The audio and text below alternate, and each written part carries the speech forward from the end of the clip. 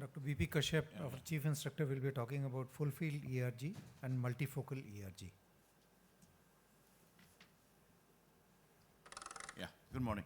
So most of the basic things are covered by our previous speakers. So what precautions do you take while doing a full field ERG, because the patient had to be kept in the dark for some time. So please do not use indirect ophthalmoscopy or indirect lasers or do anything which gives light to the in the patient's eye. And you have to dilate the pupil fully, and if you can measure the pupil dilatation, it's good. And adapt the patient for at least 30 minutes. If you have done some procedure on the patient's eye, you have to wait for a little longer. We sometimes have to wait even for 1 hour. The DLT wire should not be touching the conjunctiva, should be touching the conjunctiva only, and in the lower fornix, it should be in a proximity with the cornea, but cornea should be taken care. And these electrodes are have been told by Dr. Rahul. So this is the same picture here. So now the test and the stimulations. We do the test in scotopic condition and photopic conditions. In dark adaptation, there are the 0.01 ERG is there, 3 ERG, 10 ERG, and oscillatory potentials are there. And in photopic, it's light adapted, that is 3 ERG, and light adapted in flickers, 30 hertz flickers. So now, what happens in 0.01 ERG? The light is very, very minimal, and the interval between the flashes are approximately 2 seconds, and the source of the wave is from the rod system. And if you slightly increase the intensity of the light to 3 candela lights, and the interval also increases to 10 seconds, the A wave further deepens down and is more prominent. The wave is mainly from the rods, but has a slight contribution from the cones also in the, whether you see the positive one. If it is in further increase to 10 candela and the interval remains the same, you will see the waves a little better. In oscillatory potentials, it is the amacrine cells, and you will see the waves. In light adapted, you make the patient to stay in the light for a little time, let's say 10 to 15 minutes time.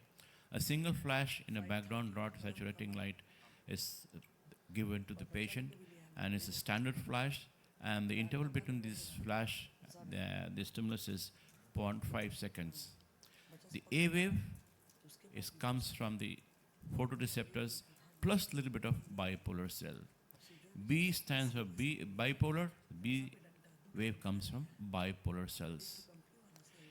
And in 30 hertz flickers, there is a standard flash, and the stimulus is 30 stimuli per second. It suppresses the rod system. Before there is a distinguishing of the rod system, the light system, the bipolar system. They are kept stimulated. But then if you are doing this test, then first few seconds recording should be discarded. It's a very, very sensitive test to if you are going to measure the cone function. So these are the waves that you get in 0.01, 3 ERG, 10 ERG, dark adaptation with oscillatory potential. So these are the kinds of waves you get it. A wave is a negative wave, originates from the photoreceptors. B wave, positive wave, arises from the Muller cells, the bipolar cells. And you must have at least damage of more than 20% to get some ERG changes. This will be repeated again, because I want to make you understand that if you suspect certain disease, then you have to go for that test.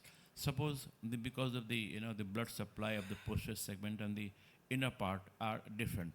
Let's say if there is some patient if you suspect some ciliary blood vessels, so the outer part of the retina will be damaged. If you suspect some occlusion of the retinal blood vessels, the central retinal artery or central retinal vein occlusion, then you can expect the damage of the cones and bipolar cells. So, in full field ERG, what happens is there are many cells, many photoreceptors from the periphery, and those many receptors from the periphery, they merge to some bipolar cells, and all those bipolar cells, they merge to one ganglion cells layer, and then ultimately you get uh, the connection to the optic nerve. But in macula, what happens? The cones, etc., is very, very packed, and it's almost kind of 1:1. One photoreceptor gets connected to one bipolar cells, to one ganglion cells. So this is very, very sensitive.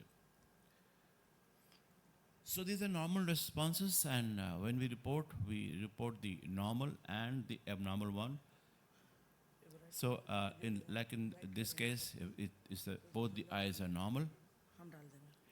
In this case, there is a ischemic CRVO. If there is CRVO, what do we expect? We expect the rods and cones. We expect the posterior part of the retina to be normal. It is the inner part which is suspected to be having some problem. So in this case, you will see that this 30 hertz flicker has reduced in the lower right hand side diagram. If the cone dystrophy, it's all flat. There is no flicker sign at all. And if the negative ERG is very, very important in cases if you feel that the patient is suffering from CRVO.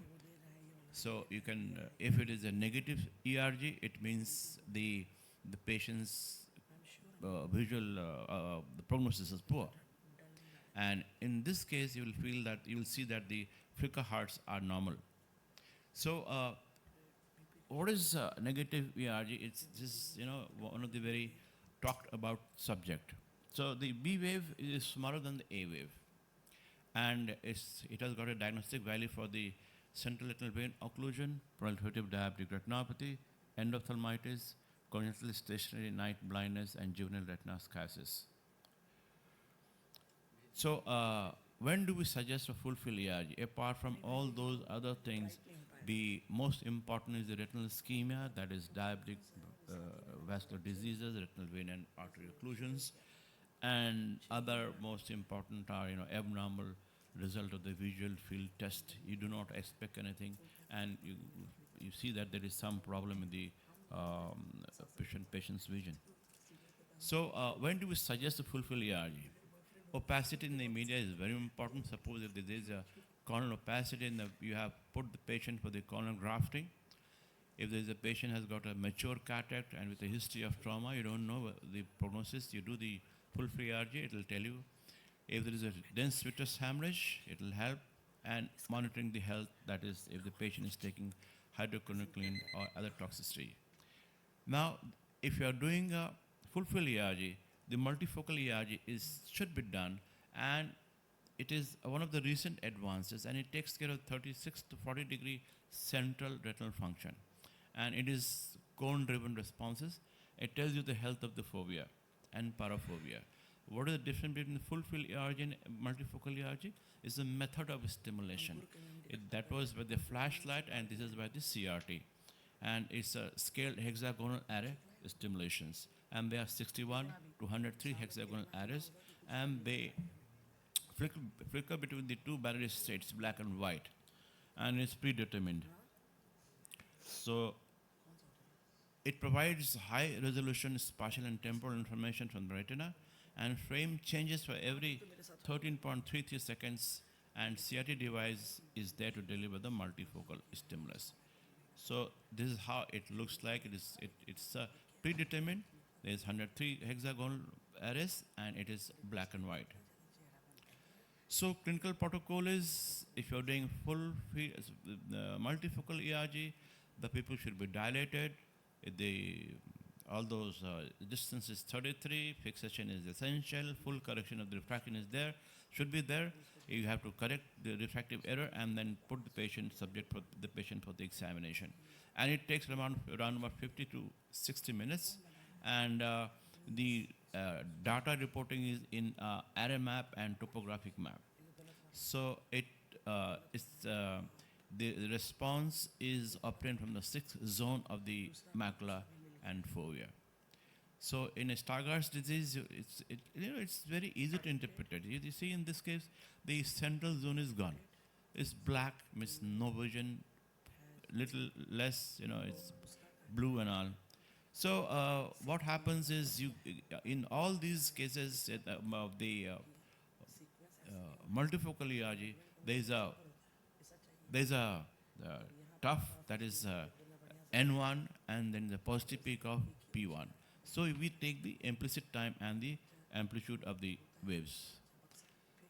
So in macula, the two types of ERG functions, that is multifocal ERG, which is cone sensor function of the macula, and the pattern ERG that takes care of the macula to the ganglion cell layers. If the patient has got some receptors problem, the multifocal ERG is essential, and in pattern ERG, the N1 P1 wave will be lower, and if there is something wrong with if you suspect the glaucoma, the patient will have a less of P10. So it is useful for the macular dystrophies, central serous retinopathy, drug toxicity, and inflammatory conditions.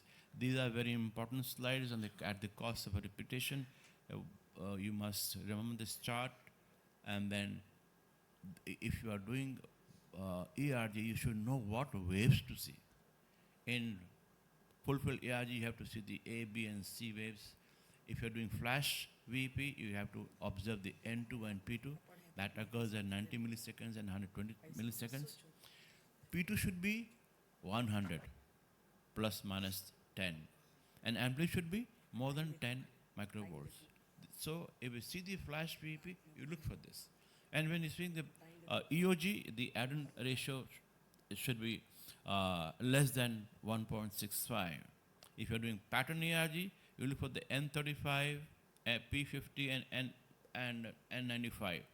P50 reflects the macular function, and N95 reflects the ganglion cell functions. So if you have certain diseases like retinal dystrophy, what all should be done is in the chart, that is EOG, whether you'll do pattern ERG, whether you'll do flash ERG, flash VP. So sometimes one test is complementary to the other.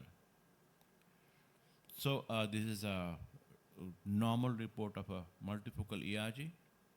Thank you so much. If you have any question. So the next, thank you so much.